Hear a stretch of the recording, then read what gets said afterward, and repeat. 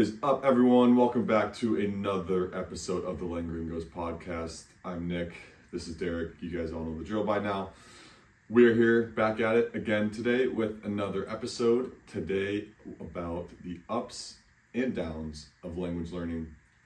Sounds kind of cliche, but very important when it comes to learning a language. Any sort of long-term goal that you have. It's like life. There's always going to be ups. There's always going to be downs. It sounds like a motivational coach, blah, blah, blah, but it's true. So, why are you laughing? You think I'm funny? Yeah. I mean, I am. What can I say? It's like a high school movie. Yeah. But we're here. Part So, of the episode today. Let's get started here, Derek. Mm-hmm. Our first main point is don't get discouraged if language learning is taking a long time. Yeah. It's going to take a while. It really is. So, our first, story point, whatever.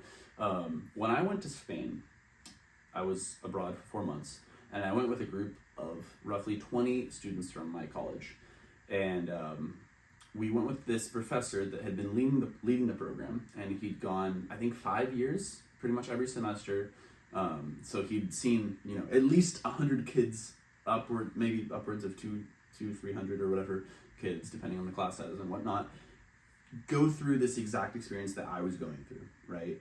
You're going from the US and you're going to Madrid and you're doing a study abroad experience and you're trying to learn the language, right? And very early on, he told us something and it stuck with me. And it was that it's not going to be just completely smooth sailing. Oftentimes we think it's just up and to the right, to the moon. But that's not necessarily the case. That's not how it's going to be. There's going to be days when you just start talking to people and you feel like it's just flowing. Your confidence gets super high. You're like, oh, I'm fluent. Everything's perfect. Like nothing to worry about. Super easy. And there's going to be other days. Oh, and also like on those scenarios, you just understand everyone. Like it's just not a problem at all, right? And there's going to be other days when you go to talk and you feel like everything you're trying to say is a tongue twister. And you're just you just get stuck like that, right? And you just can't understand what people are saying. And I remember he said that, and he said, look, I've watched countless students go through the same exact thing. Don't get discouraged. It's all part of the process. It's gonna take a while. It's not something that happens overnight. Also, one thing I want to add to that, don't feel like it's like something you have to do in a specific amount of days. I identify a lot of times too online or on YouTube. You see a lot of YouTubers or language learners who are, doing great things, learning the language and stuff, and have really great, study routines. They're able to learn languages really fast, and of course the title of the video is, I became fluent in Spanish in 30 days and 40 days. And there's a couple of videos on it and people who have really made significant strides in that amount of time, but they're legitimately studying and doing the language for like 8 hours a day and nothing more. And obviously for the very large majority of us, that's just not realistic at all. Another thing to identify as well is like, what is that definition of fluency? That's a whole other conversation in itself, but I became fluent. Like when you say fluent, is that could be you're speaking like we are in English, native English speakers, we're fluent obviously. Or it could be you can have a basic conversation. Exactly. It's very open-ended, right? Exactly. So sure, they are able to hold a basic conversation, but they might not be able to communicate or get to that specific goal that you're at. Everyone's going to be setting a different goal. Everyone's going to be setting on a different timeline. So just make sure that you're on your own timeline. Like obviously if you're moving to a Spanish speaking country and you want to get to a certain level by then okay, that's okay. But it might not take exactly that amount of time. You can add some more time, maybe you get there a little bit quicker than, you might want to. But the most important thing is just finding what works for you in your daily life and finding a way to get to that goal and not feel like there's a specific due date on it. It's not an assignment. It's just a long-term goal. Yeah. Oh yeah, it's like you said, it's not an assignment. I like that one. Yeah. So yeah, continuing on that, oftentimes I like to think of language learning as a road trip, right? So picture that you're driving from LA to New York, and really no matter how fast you drive, you're not going to get there in an hour or two. Like maybe if you were going, 1,000 miles an hour or something like that, but You can't do that in a car, at least not to my knowledge. At Hopefully least not not. without killing people. Yeah. Right. So, really, you got to think of it as like a road trip, right? It's gonna take some time. There's no way around that. And oftentimes, like, let's say we're starting the road trip, right? We get in the car and we get that classic LA traffic, and there's nothing we can do about it. Don't get me started, man. I was You just know. in it like 2 days ago. And then it's like, okay, well, crap. Like, if we were always in this traffic the entire time, then this road trip would take like 10 days or something like that. But it's okay. You just got to get out of that rough patch, you know, and then you're going to hit the open road. You'll be doing 80 miles an hour, 70, whatever, and it's going to be better. Sometimes, though, you're going to have to stop. You're going to have to, like, sometimes there's going to be traffic. Sometimes there's going to be rain that's going to slow you down. Those can be those rough days that I was just talking about, right? Sometimes you're going to have to stop and get gas, get food, get some rest. You can't just grind all the time. Although you may be tempted to at the start, right? Because we want things instantly. But you can't rush the process, you know? So I think that's just something important to keep in mind, is that there's only so much you can do in a day. And even then, you're likely better off making a plan and trying to split it up, you know, over the course of, well, in language learning, you know, over the course of a week, a month, a couple months kind of thing. Like, make your plan. Like, okay, this is what I'm going to do on a daily basis. This is what I'm going to do on a weekly basis. This is what I'm going to do on a monthly basis, yearly basis, etc. And really, once you have that plan in place and you're able to stick to it, that's how you're going to make progress. Also, don't feel like going at 90 miles an hour, 100 miles an hour, sure, it might shave you off a couple minutes in the long run. And, you know, you might beat your ETA and Google Maps by like 20 minutes, but in the long run is stressing yourself out, going so hard, not enjoying the process. Is that really even going to do good for you? Is that really worth it in the end too? Yeah, because language learning brings so many amazing things. Mm-hmm. You know, you get the experience of diving into a new culture, talking to people and watching their face light up when they see that you speak their language. You know, you get to learn all these new amazing things, and it's like, you want to be able to enjoy it. Mm-hmm. You know, you don't want it to be a soul-sucking process that's not fun, because it has the potential to be one of the most fun and rewarding things that we can do. But oftentimes, you know, we want things so quickly, and that can be tough, right? It can be tough to, like I said, some days it's a tongue twister, and it's important not to let that demotivate you and kind of take you off your course, right? Because if we started the road trip and we're going in LA, we're in that LA traffic, we're like, you know, this sucks, I'm just not going to go to New York. I'm just going to pull over, hang out, stay in California. I'm not going to go to New York, you know? And as like stupid as that sounds, it's like, well, if you need to go to New York, you need to go to New York, right? People do that all the time. They like they download Duolingo and they do a little bit, and doesn't quite go the way they expected. It doesn't happen as quickly as they expected, and they give up. So don't do that, please. Completely agreed. Me personally, I did a road trip a couple years ago. I drove from here in San Diego to Michigan, and I think the total was like 36 hours. So yeah, I could have done it in a day and a half with no sleep, Technically. no stopping. Like would have been awake for a day and a half. Mm-hmm. But I took 8 days, and I stopped and saw the country, and I saw the Grand Canyon and all a bunch of national parks, and met up with my friend. Like, I went at my own pace. You know, I could have followed that specific route on Google Maps that I could have believed in and like wanted to get there as fast as I possibly can. But no, like, it was a once in a lifetime drive that I was able to do, and was able to see the country and enjoy the process of doing it, not just trying to get to my end destination. Like, stop for a second, take a look around, and enjoy the scenery that's around you, especially with language learning. And, you know, you don't have to be 100% fluent in the language to start having those things. Like, we're both not native level Spanish speakers. We both speak well, but even along the process of us learning, have been able to have some incredible experiences, and, you know, that have changed our lives. So yeah. No, and even then, it's like Nick was saying, we both speak Spanish fairly well, you know, and on a daily basis, we're able to communicate with people with minor problems, Yeah. if any, you know.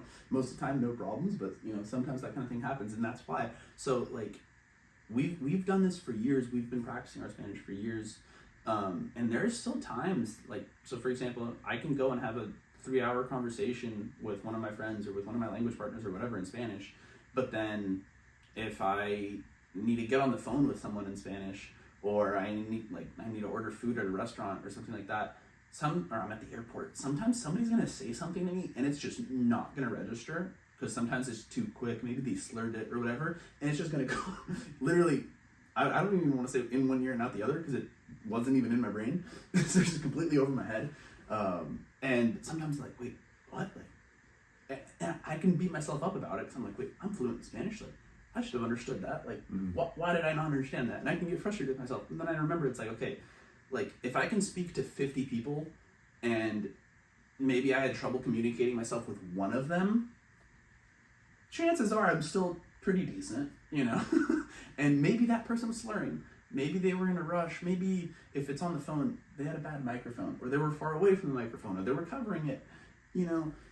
Just so many different variables that I think when we're trying to embark on this journey, it's very easy to let them derail us, and, you know, like I said, like get a flat tire or get stuck in traffic and just give up.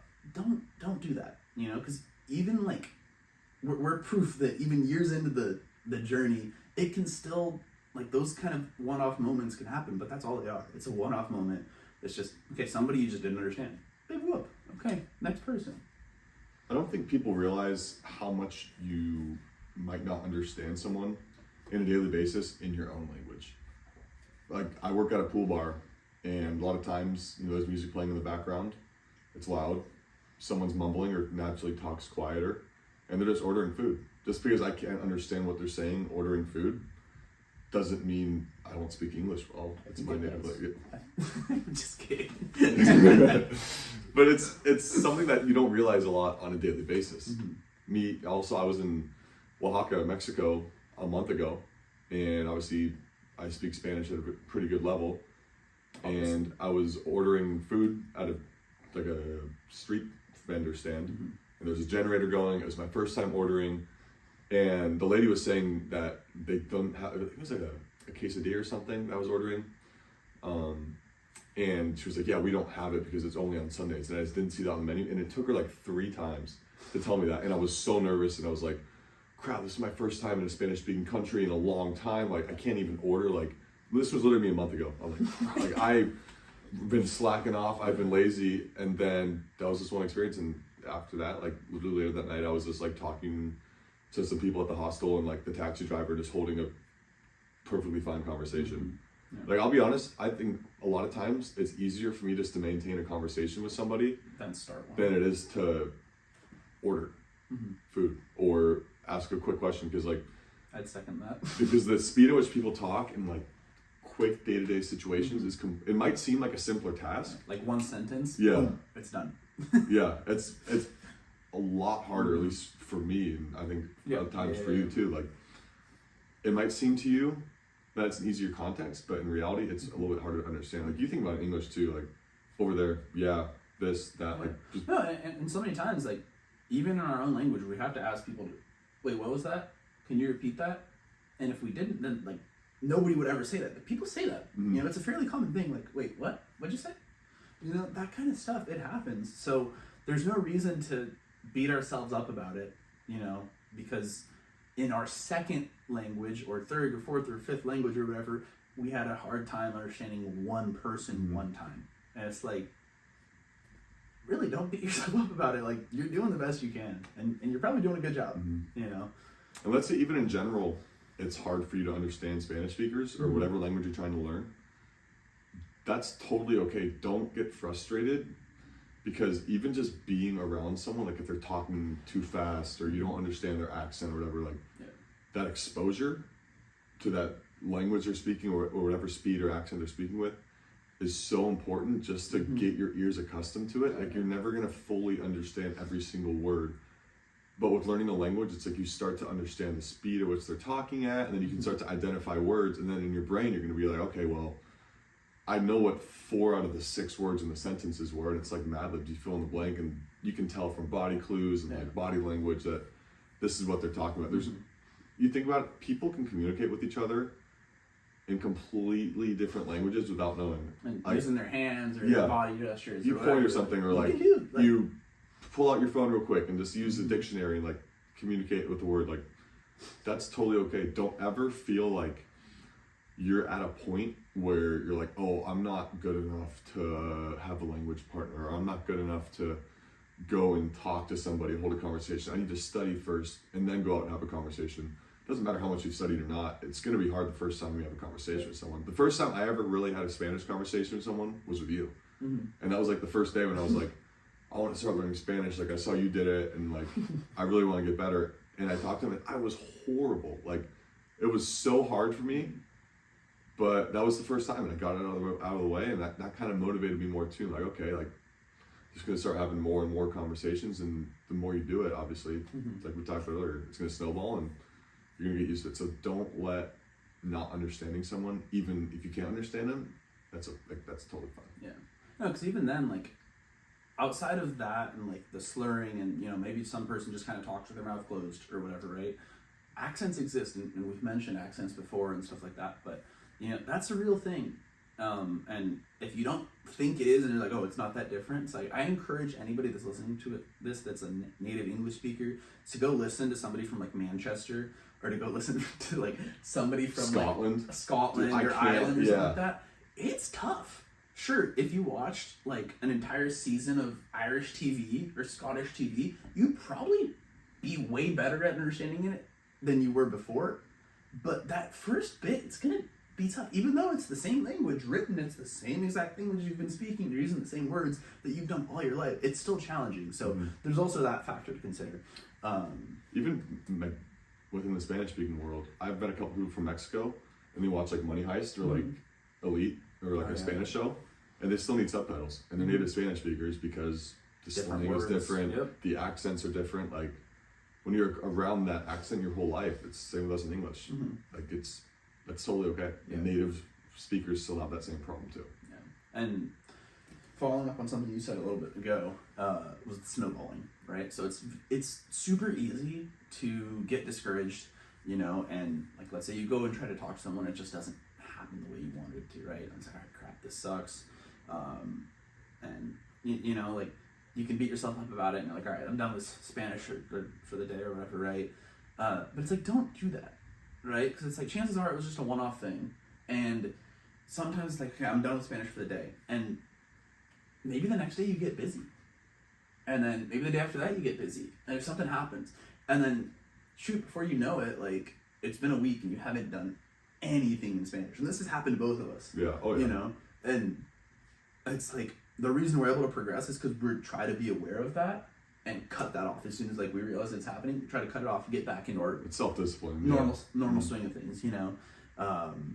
So really, like, it's super easy to let one bad conversation become a day that you're not like gonna practice or not work on it, and let a day become a week and a week become a month, and then it's like you look up and it's been 6 months since the last time you like talked to your language partners, or since you watched anything in Spanish or whatever, and it's like, well, crap, you're definitely not going to get better doing that. Yeah. You know, you're not going to get better unless you're doing something. It's easy to get bored too. And that happened to me where Yep. I've watched a couple shows. For example, I watched Money Heist, and I was like, I get bored easy. And I know that about myself. Yeah. And I watched like the first 3 seasons. I was like, this show is just the same thing over again. And I stopped watching it. And I started watching another show. Or, you know, I'm tired of watching Netflix. I'm going to start listening to more music. Like, Or recently. talking to people, Yeah. or whatever. Like, Yeah. there's so many things to do. Exactly. Just mix it up. It's like anything. Doing too much of the same thing, you're going to get bored. Yep. And everyone's going to do that at a certain extent, at a certain timeline. But just try and do different things and try and mix it up, so that way you're not just doing the same thing, and it can at least be enjoyable for you. And if you need tips on how to incorporate Spanish into your daily life, or whatever language it is for that matter, we have a whole episode on it. We just did. Our most recent episode, go check it out. Tons of tips on there as well about how to make it enjoyable. We obviously recorded an episode on it, so don't need to go too much into that. Yeah. One last point, Derek, and I know I feel like you feel passionate about this as well. boy. Do not get discouraged if you are trying to talk to somebody in the language you're trying to learn and they reply to you back in English.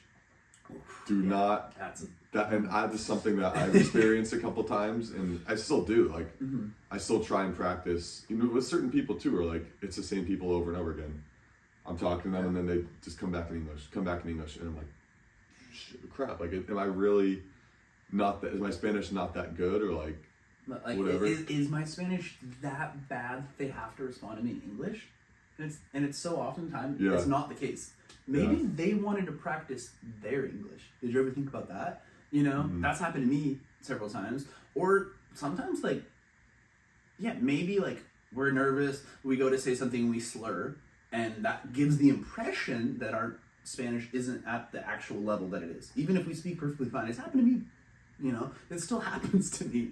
Like, I go to talk to someone, sometimes I slur something, or hell, sometimes I feel like I said something in perfect Spanish and people still respond in English because of my appearance or whatever, you know, like that kind of thing happens. And like, don't get discouraged, you know, because some people just do it subconsciously. If they did, like, they just do it if they detect from your appearance or from anything you said, or I don't know, like maybe they just assumed you're American, or like I said, maybe they wanted to practice their English. So really, don't beat yourself up about it. Don't get in your head. Don't overthink that one, because it has happened to both of us many times. Continues to happen to us. So, yeah. I look back on it too, like after you say those things. I personally have been that person where, like, if someone's at, you know, my work or something, or I'm talking to someone, like, and I ask them, "Oh, where are you from?" and they say, like, "Oh, I'm from Colombia or from Spain." And they're in the U.S., odds are they want to like practice their English. And I hear that, and then I start speaking in Spanish because I naturally just get excited, like, oh, great, I get to practice my Spanish with this person because they're from that country. And when in reality, I'm literally, you know, sure, it's hypocritical of me to say that 100%, but like, just keeping that in mind of like, and that's when I started to realize, like, okay, they're not replying to me back in Spanish because they also want to practice their language too. So do not let that get you down, and that's a big thing because I felt that way for a lot, and I'm sure you did too. Like, man, how am I gonna? You could speak perfectly fine, and then someone knows you're from the U.S. or, you know, like you said, it could be based on appearance once in a while. Like, I was down in Mexico, I definitely fit the definition of gringo. Like, and they see us. I was with my mom, my cousin, and obviously, you know, we were speaking in English, so they're going to speak in English to us. Even though I wanted to speak Spanish, like, they replied back in English. That's okay. They want to practice, and it's possible. Like they heard English in the distance, and their brain just locked in on English mode. Like they just flipped the switch, and that's it. You know, and that kind of thing happens. Like you said, like you get excited if you have an opportunity to speak Spanish. Maybe those people get excited if they have an opportunity to speak English or whatever. Or, you know, but it's just one of those things that just happens. Sometimes it's intentional. Sometimes it's like subconscious, and we just do it without realizing. But oftentimes when we're on the receiving end of that, we can overthink it and really get in our heads and get discouraged. When, if you really think about it, there's no reason to. There really is. Just don't overthink. That's the big thing. Easier said than done. Way easier. The idea. Exactly. Do it. Well, I think that brings us to the end of our episode. Derek, any last words you want to give to our viewers and listeners and our giant fan club that we have? I know. We're going on 50K now. Just kidding. But no, I mean, just really don't get discouraged. Don't let it snowball. You know, remember, it's a journey, it's a road trip, and like, you're doing fine, you're doing your best, and just continue putting your best foot forward.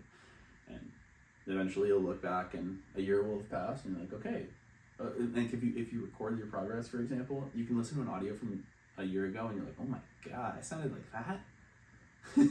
You know, so it's like taking progress pics. You know, and in the case of language learning, like, you can listen to the same video that you listened to when you first started, or record, you know, audio recordings of yourself speaking. Like, it could be anything. So so just keep at it, keep chipping away. You'll do great things. Just stay consistent. You got this. You're going places. As always, thank you all so much for listening, for watching, whatever your preferred method of listening or watching to our podcast is. As always, check us out on Instagram at Lingringos Podcast. Subscribe to our channel on YouTube. Feel free to like and comment. Feel free to email us as well.